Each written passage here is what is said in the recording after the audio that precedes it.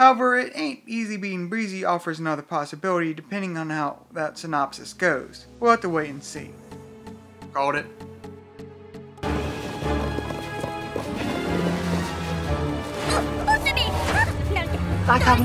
Background radiation. That's it. This was an okay Fluttershy episode in that it was good but not great.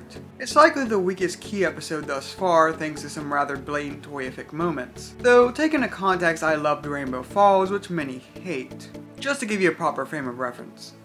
First off, I do have to admit that Breezies are pretty good in design, but are full of wasted potential. These are supposed to be the rarest magical creatures in Equestria, yet an acorn is a threat to them.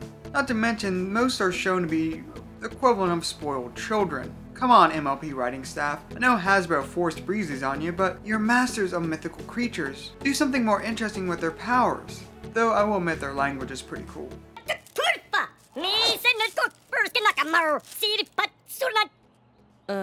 What did he say? However, what really makes this episode so blatantly obvious a toy ad is this sequence. I've been studying an old spellbook from the Castle of the Two Sisters. There's a spell that I think could help us.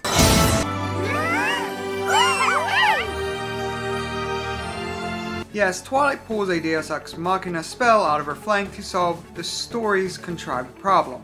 Why, you ask? To sell main 6 as Breezies. Do we really need a gift shop too? What's worse is so much of the time of this episode is wasted building up the sequence through all the elaborate Breezy rules. We don't need to transform the main 6 in the last 5 minutes to see the Breezy home dimension. We could have just looked through a larger portal, or to have a little flip on the story, have the main 6 have to leave in the end because they're not fit for the Breezy world being too big. So if you needed the main 6 as Breezies, as I'm sure Hasbro demanded in this case, you could have had the Breezies go all Ferngully and use their magic to transform the main 6. I'm not saying Twilight could not have done such a spell, but that this story would have benefited from more examples of Breezy magic.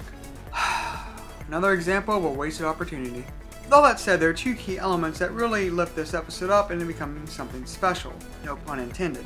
One is the chemistry between Seabreeze and Fluttershy, since they just played off each other so well. Both were trying to be kind and do the right thing, but since we're both on opposite ends of the extreme, neither really accomplished their goal. Seabreeze's spitfire personality just contrasts with Fluttershy just beautifully, and it helps diversify the Breezy culture. However, the final realization that he was so desperate to return because of his family is what really makes him such a memorable character, and easily the most memorable new character in a key episode thus far. Sorry Coco, your cool character design will never outdo a great character arc. Also, I have to give him a slight edge over Cheese Sandwich since Weird Al's character is really just a Rule 63 Pinkie Pie. Seabreeze feels more original. The way he and Fluttershy both learn a lesson also feels natural and is this episode's second great aspect. This is easily the best lesson of the season so far, and one tailor-made for Fluttershy's character development. Let's be honest, most of this episode is fluff. Adorable fluff, but fluff meant to sell toys. Which, as a Fluttershy fan, it's rather depressing to know, unlike the rest of the main 6, her key episode is also the most blatant excuse for a toy ad since Crystal Empire. However, the final lesson is just pure gold, and Seabreeze will likely become a fan favorite character. This lifts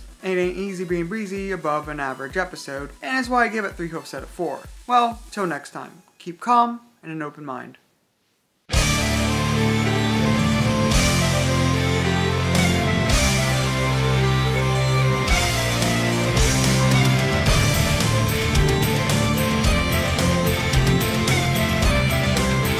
And of course, there's our most popular item. Wow, a Lucy action figure! Nobody ever asked me if I was cool with that! She's posable, and her clothes come off!